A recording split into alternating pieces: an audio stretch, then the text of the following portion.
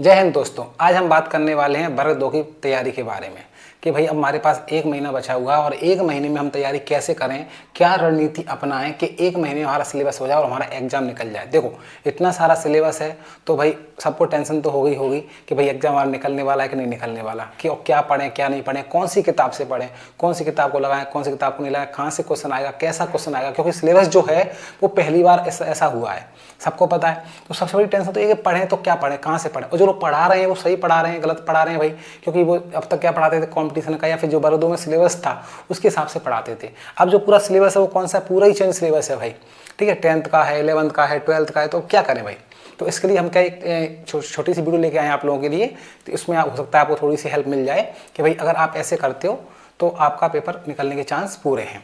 तो यहाँ पर मैं वैसे गणित की बात करने वाला हूँ, बाकी आप और सब्जेक्ट की भी ऐसे प्लानिंग कर सकते हो अपने हिसाब से, बता रहे हैं हम। और आपको ज़्यादा नहीं 10-10 घंटे पढ़ना ही पड़ेगा, 10 घंटे तो मान के ही चलिए, क्योंकि 1 महीना जी जान लगा दो, जितना हो सकता है उतना लगा दो, लेकिन एग्जाम निकालना चाहिए, ठीक है। तो थोड़ी सी चर्चा हम कर लेते हैं 2-4 मिनट खराब करके आप लोगों की, और फिर आप लोग हिसाब से तैयारी को बढ़ा सकते हैं। तो सिलेबस मैं आशा करता हूँ कि सिलेबस आप लोगों को पता होगा कि कौन सी यूनिट हमारी कौन सी है, तो हम डायरेक्ट बात करेंगे। बाकी सिलेबस मैंने मोबाइल में ले लिया है। तो देखो हम बात करते हैं यूनिट 5 की। तो यूनिट 5 हमने क्या लिया, इसको 2 दिन देंगे हम। अब 2 दिन देंगे तो भाई अच्छा कितने घंटे पढ़ना ये मैं आपको बताऊंगा बाद में, कि कितने कितने घंटे पढ़ने के बाद हम 2 दिन में खत्म कर सकते हैं, 5 दिन में, ये हमने जो शेड्यूल दिया हुआ है। तो यूनिट 5 की बात कर लेते हैं। तो यूनिट 5 हमारे कितने दिन, इसको हमने 2 दिन दिए हुए हैं। कितने दिन दिए हुए हैं, 2 दिन दिए हुए हैं। तो यूनिट 5 हमारी है कौन सी, देखो ट्रिग्नोमेट्री है। तो ट्रिग्नोमेट्री कहाँ से पढ़नी, कैसे पढ़नी, मैं आपको सब बताने वाला हूँ। थोड़ा सा टाइम लगेगा लेकिन सुन लो अच्छे से, और यही आपको करना है। अच्छा खासा एक्सपीरियंस है भाई, एग्जाम निकाल के बैठे हो, टेंशन बिल्कुल ना लें, ठीक है। कि जो बता रहे हैं कि फॉर्मेलिटी के लिए नहीं बता रहे हैं, अगर आप इतना कर लोगे तो एग्जाम निकलने के चांस पूरे हैं आप लोगों के, ठीक है। चलिए, तो इसमें आप लोगों की ट्रिग्नोमेट्री है, ठीक है भाई, और एक कौन सी है, इनवर्स ट्रिग्नोमेट्री है। तो ये चीज़ आप लोग ध्यान रखो कि ट्रिग्नोमेट्री है वो 11th क्लास की है, 10th में है वो ना के बराबर है। तो 10th की छोड़ के 11th की पढ़ो तो 10th की भी कवर हो जाएगी, ठीक है। और इनवर्स ट्रिग्नोमेट्री वो कौन सी क्लास की है, 12th क्लास की है। तो भाई करना क्या है हमें, तो 2 दिन में आराम से कर सकते हो। कैसे, देखो 1 दिन में आप फॉर्मूले कर लो। अब फॉर्मूले कितने क्या पढ़ने हैं, कितने पढ़ें कितने नहीं पढ़ें, तो ये वीडियो मैंने आपको डाल दी है। और PDF चाहो तो PDF भी आपको मेरे ऐप पे या फिर टेलीग्राम पे आप लोगों को मिल जाएगी, ठीक है। व्हाट्सएप पे भी मिल जाएगी, जहाँ चाहो वहाँ मिल जाएगी, ठीक है। तो 1 दिन में आप पूरे फॉर्मूले अच्छे से कर डालो। इनवर्स ट्रिग्नोमेट्री क्या, ट्रिग्नोमेट्री कितने फॉर्मूले मैंने आपको पढ़ा चुका हूँ, बता चुका हूँ, ठीक है। मेरी वीडियो खोल लेना, मिल जाएंगे आप लोगों को। और 1 दिन में आप लोग क्वेश्चन प्रैक्टिस करो। कितने क्वेश्चन, ज़्यादा नहीं, इनवर्स ट्रिग्नोमेट्री में ज़्यादा नहीं, आपको 10-20 क्वेश्चन करनी है बस, उससे आपका कंसेप्ट क्लियर हो जाएगा। हाँ, ट्रिग्नोमेट्री में कुछ क्वेश्चन 11th क्लास के प्रैक्टिस कर लेना, 10th के तो छोटे मोटे हैं तो आप लोगों से बन जाएंगे। तो ये हो गई हमारी ट्रिग्नोमेट्री वाली बात। 2 दिन में आप लोग आराम से इसको खत्म कर सकते हो, ठीक है। यूनिट 6 की बात कर लें तो यूनिट 6 हमारी किसकी है, 11th क्लास की है, जिसमें क्या है, समी संख्याएं और द्विघात समीकरण, यानी कि कॉम्प्लेक्स नंबर और क्वाड्रेटिक पॉलिनोमियल्स और क्वाड्रेटिक इक्वेशंस वगैरह हैं। तो ये भी, और इसमें APGP भी है ना। तो ये भी आप लोग 11th का पोर्शन है, 2 दिन में आराम से कर सकते हो, ठीक है। 1 दिन में आप लोग क्या कर लेना, कॉम्प्लेक्स नंबर वाला चैप्टर वो फिनिश कर देना, उसमें ही थोड़ा सा क्या है अपना क्वाड्रेटिक इक्वेशन वाला है, ठीक है। और दूसरे दिन आप लोग क्या कर सकते हो, इसको APGP बहुत सिंपल है, 10th क्लास में दी है यूनिट 5 में, तो वो कर लेना थोड़ी सी, और थोड़ी 11th की कर लेना, 2 दिन में आराम से कर लोगे, ठीक है। यूनिट 7 की बात करना, तो यूनिट 7 हमारी कौन सी है, ये आपकी आती है 12th क्लास में आपकी, ठीक है। 2D और 3D। 2D आप लोगों की जैसे 11th में है, जो 2D है आप लोगों की वो कौन से में है, 11th में है, और 3D है वो केस में है वो 12th में है, ठीक है। तो इसमें ज़्यादा कुछ नहीं है, लेकिन हाँ 3D बहुत ज़्यादा है और 2D भी है। तो 2D इसमें ज़्यादा नहीं दी है, 2D इसमें आप लोगों को बहुत कम दी है, मतलब 10th क्लास के लेवल की दी हुई है, क्योंकि 2D 11th तक बहुत है, पैराबोला हाइपरबोला बहुत सारी चीज़ें, लेकिन वो आप लोगों को बिल्कुल भी नहीं करनी। इसमें छोटी सी दी है, जो 10th में छोटी सी 2D है ना, वही आपकी थोड़ी सी 11th उठा लेना, बस ज़्यादा नहीं उठाना, क्योंकि 2D तो बहुत बड़ी है, लेकिन वो उसमें सिलेबस में है ही नहीं। 3D पूरी है आपकी। 3D में आपका क्या है, लाइन प्लेन है ना, और लाइन एंड प्लेन, ये पूरा आपका चैप्टर है, वो काफ़ी अच्छा खासा बड़ा है। तो इसको आप थोड़ा टाइम ज़्यादा देना, यानी कि मैंने 5 दिन दिए हैं, तो 5 दिन में क्या करना है आपको, 1 दिन में आप 2D निपटा देना है, ठीक है। बच्चे 4 दिन में आप 3D करना, क्योंकि 3D की फॉर्मूले इतने हैं कि 1 दिन तो फॉर्मूले याद करने में लग जाएगा आप लोगों को। 2-3 दिन क्वेश्चन प्रैक्टिस कर लेना आप लोग, जितने कर सकते हो, ठीक है। लाइन के, प्लेन के और लाइन एंड प्लेन के आराम से हो जाएंगे। यूनिट 8 पे आते हैं। 8 हमारी क्या है, सांख्यिकी है। स्टैटिस्टिक्स आप लोगों को सबको पता है, 11th क्लास की पढ़ना है आपको, और 3 दिन में आप लोग आराम से खत्म कर दोगे इसको, ठीक है।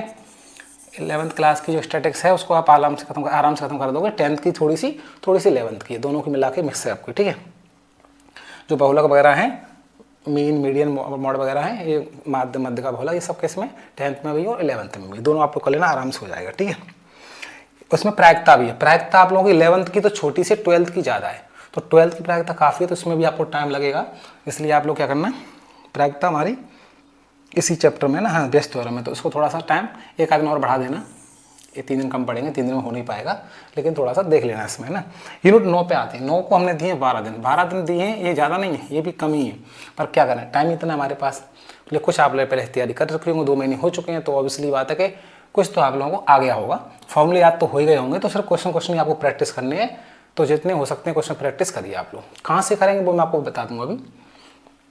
तो इसमें 12 दिन हमने कैसे दिए, देखो कि 3 दिन भाई आप ले लो लिमिट यानी सीमा, सान्तत्य यानी अवकलनीय कंटिन्यूटी, और अवकलनीयता यानी कि डिफरेंशियबिलिटी।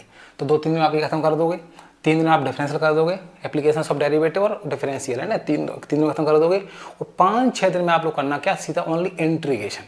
इंटीग्रेशन इतना लंबा चैप्टर, इसमें क्या डेफिनेट इंटीग्रल है, इनडेफिनेट है, निश्चित और अनिश्चित, तो पूरा करना पड़ेगा आपको। विद कर्व वाले क्वेश्चन भी है इसमें, तो इसमें आपको 12 दिन लग जाएंगे आराम से, और कम ही पड़ेगा। लेकिन वही ऑप्शन है कि वही क्वेश्चन जितने हो सकते हैं उतनी प्रैक्टिस करिए आप लोग।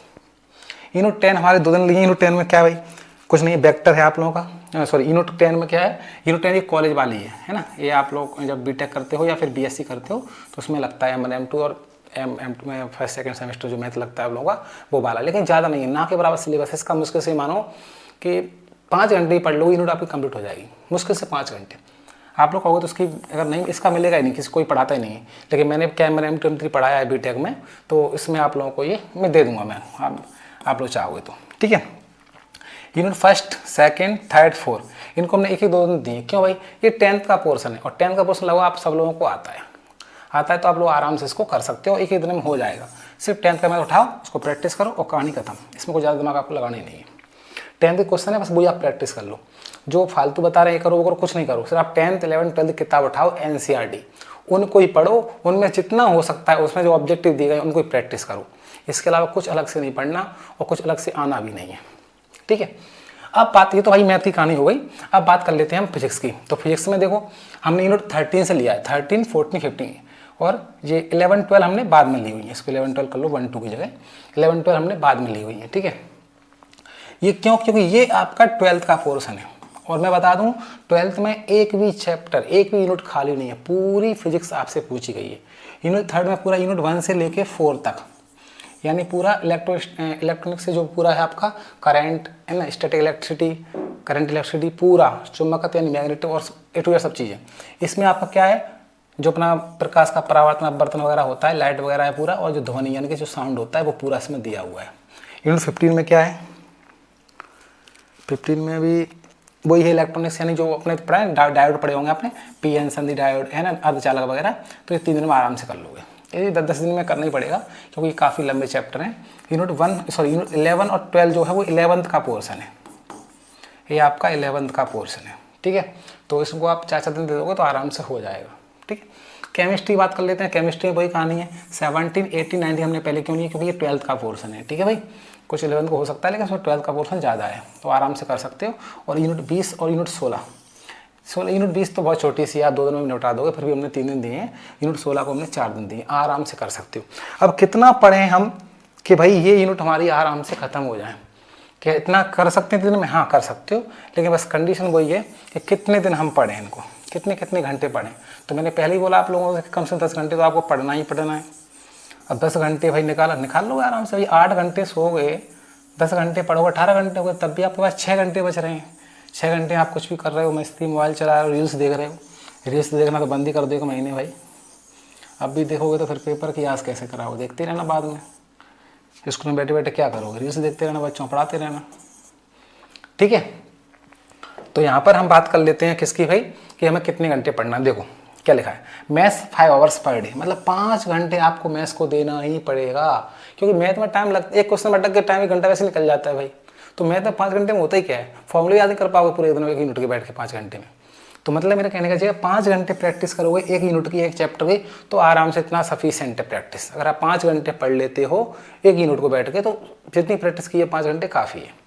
तो मेरे बस ये रहेगा भाई, मैथ आप लोग पर डे 5 घंटे दो, 30 दिन आप पढ़ते हो, 5 घंटे या 150 घंटे पढ़ते हो, तो आराम से भाई 50 नंबर का मैथ आपसे बन जाएगा। ठीक है, फिजिक्स 2.5 घंटे और केमिस्ट्री 2.5 घंटे। हाँ भाई, ये देना है आप लोगों को। ठीक है, और अकॉर्डिंग बाकी देख लो आप लोग, आपका कौन सा पोर्शन अच्छा है कौन सा नहीं है। जो नहीं है उसको पहले करो, क्योंकि जो होता है उसमें मन तो कभी भी लग जाता है, नहीं होता उसमें मन नहीं लगता, सबसे बड़ी दिक्कत यही है। ठीक है, तो ये हम देखो 10 घंटे आपको निकालना ही है, और भाई 12 घंटे निकाल सकते हो तो और अच्छी बात है। मैं फ्री बोल रहा हूँ, आराम से पढ़ सकते हो भाई। 10 घंटे आप लोग पढ़ रहे हो, 8 घंटे आप लोग सो रहे हो, तब भी कितने बचे? 6 घंटे। 10 8 18 24 हो गए ना, तब भी तो 6 घंटे बच रहे हैं ना। 6 घंटे और भी जोड़ सकते हो, पढ़ना चाहो तो आराम से पढ़ सकते हो भाई। 4 घंटे रात में पढ़ लो, 4 घंटे सुबह पढ़ लो, 2 घंटे दिन में पढ़ लो, तब भी 10 घंटे पढ़ रहे हो। तो बात समझ आ गई? पढ़ सकते हो, कोई बड़ी बात नहीं। ठीक है, पढ़ने वाले पढ़ें और हम भी पढ़ें, ऐसी बात नहीं। एग्जाम निकाले तो ऐसे निकले, 12 घंटे पढ़ना ही पड़ता है। ठीक है, तो ये है थोड़ा सा क्या है आज का जो रणनीति थी, ये मैंने आपको बता दी। अब कौन सी किताबों से पढ़ने, थोड़ा इस पर चर्चा कर लेते हैं। देखो, कोई भी किताब से आपको बिल्कुल नहीं कुछ करना, ओनली आप लोग 10th 11th 12th किताब उठा लो। जो तो चैप्टर है, जो चैप्टर आप लोगों को जिस किताब में मिल रहा है, फिर बोल रहा हूँ मैं 10th 11th और 12th, ओनली बस इतना देखना है आपको। इसके अलावा कोई किताब आपको नहीं पलटनी। इनकी जो NCERT हैं, ऐप वगैरह भी हैं, वैसे ही मिल जाती हैं आप लोगों को, पुरानी किताबें मिल जाती हैं बच्चों पे। ठीक है, 11th 12th जो पढ़े हुए हैं, 11th 12th की उठाओ और लग जाओ भाई। अगर आप 2 सब्जेक्ट अच्छे से कर लेते हो, कुछ छोड़े होते हैं, थोड़ा बहुत आपका रह भी जाता है एक आध सब्जेक्ट मान लो, तो कोई बड़ी बात नहीं है। ठीक है, आराम से क्रैक हो जाएगा आपका एग्जाम। तो ये हमारी रणनीति थी। अगर आपको वीडियो थोड़ी भी अच्छी लगी हो और लगता है कि हाँ इससे कुछ हम थोड़ा मोटिवेशन लगा हो आप लोगों को, कि यार हमें लग रहा था कि पेपर निकलेगा नहीं, क्या क्या पढ़ेंगे, अब लग रहा है कि नहीं यार ये तो हो सकता था, यार आराम से हो सकती है भाई। कोई भी जो भी आपको हेल्प लगे, फॉर्मूले वगैरह, क्वेश्चंस वगैरह, कहाँ से पढ़ना है, क्या पढ़ना है, मैं आपको पूरा मटेरियल दूंगा। बस आप लोग थोड़ा सा इसको थोड़ा समझिए, 1 महीना अच्छे से पढ़िए मन लगा के। और सबके लिए बेस्ट ऑफ लक। और अगर वीडियो अच्छी लगी है, थोड़ा भी अगर आपको कुछ फ़ायदा हुआ है, तो चैनल को सब्सक्राइब करें। चैनल बिल्कुल नया है, तो आप सब लोगों का सहयोग जरूरी है। तो और आगे भी अच्छी चीज़ें करते रहेंगे। मिलते हैं अगली क्लास में। Thank you.